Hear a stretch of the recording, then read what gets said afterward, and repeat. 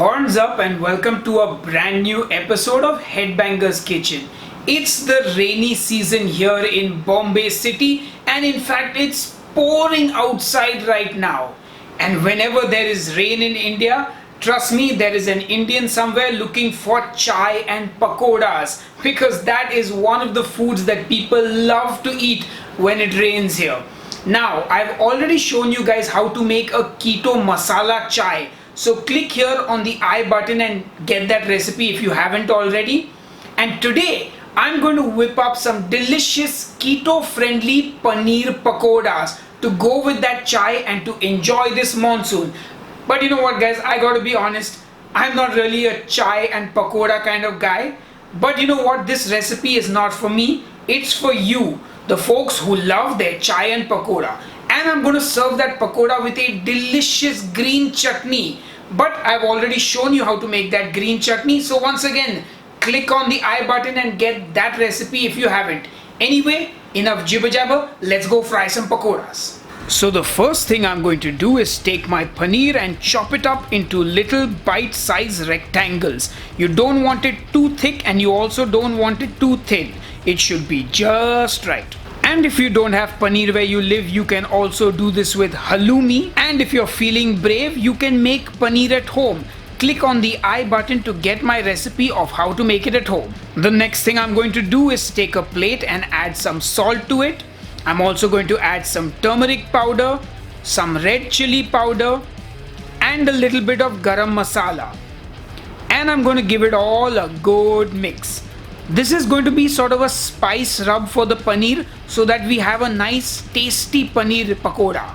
Anyway, once that's done, it's time to take our paneer and now you just want to sort of dip it into this spice mixture and coat it. So take your paneer, put it in there, dab your paneer in that spice mix, shake off any excess and set it aside. You know, they do this in barbecue quite a bit where they have a dry rub and later they have like a wet rub. So this spice mix is like a dry rub, or at least that's how I envision this. Anyway, once that's done, it's time to make the batter. So for the batter, we're going to be using one whole egg. Now, before you say anything, let me tell you in advance that I do not have an eggless version. Eggs are vegetarian, so please eat them and enjoy these delish pakodas. Delicious, not delish. We're going to season the egg with a little bit of salt, a little bit of turmeric powder, some red chili powder, the Kashmiri kind, and I'm going to crush in some kasuri methi or fenugreek leaves. Now you can do it without the fenugreek leaves, but I'm adding them so that they tone down the flavor of the egg in the batter.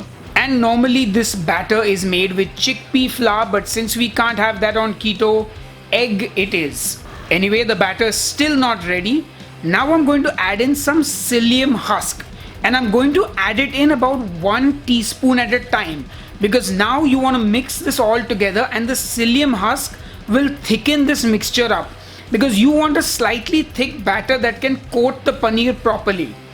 So I'm only adding it 1 teaspoon at a time, and I think eventually it took me 3 teaspoons to get the batter to the perfect consistency. Anyway, your batter is now ready. So I'm going to throw my paneer into that batter and flip it around and make sure it is properly coated. And once the paneer is coated, it goes into some hot oil. And then it's just going to fry. Oh, and to check if your oil is hot or not, just drop a bit of the batter in and it should rise to the surface. That's when you know the oil is hot enough. Now ladies and gentlemen, I'm already expecting the question, what oil are you using for frying, young lad? Well, I'm using a mix of ghee and olive oil to fry it in. Anyway, this shouldn't take more than 3 or 4 minutes on a medium to high heat. You just need to cook it till the batter is cooked and golden brown. And oh yeah, just look at that. That looks incredible. So anyway, just repeat the process and keep frying till all your paneer is fried and ready. And boy, those already look so good. And that's it, ladies and gentlemen, our paneer pakodas are ready. And I'm serving them with that delicious green chutney. Anyway, enough jibber jabber, time to taste. Alright folks, it's time to taste the paneer pakoda. and it is raining outside, so the weather is perfect, and I'm just gonna dig in. Oh, and of course I've got that delicious chutney that I made on the last episode.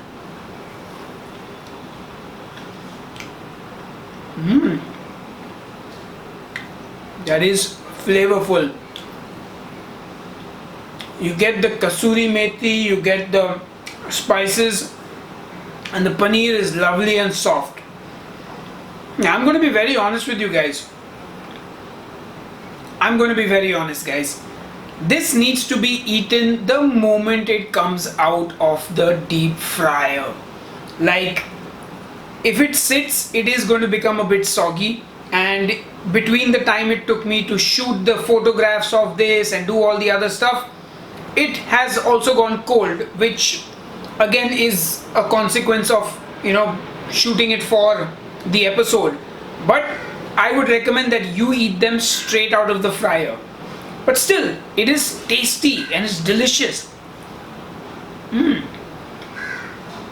the egg and the psyllium husk really work well as a batter. I also put a little too much salt, guys, so I would recommend go a little easy on the salt. And also you may need 2 eggs for your batter. I just about managed with this, but anyway, I'll put all this additional information on the blog post on headbangerskitchen.com, and I will see you on the next episode. Cheers and keep cooking. Hey guys, if you like this episode, please give it the thumbs up and subscribe to Headbanger's Kitchen. Ha ha ha ha ha. Okay, thank you. Bye bye. Hope you had fun. More episodes coming your way soon. Ha ha ha. Stay in the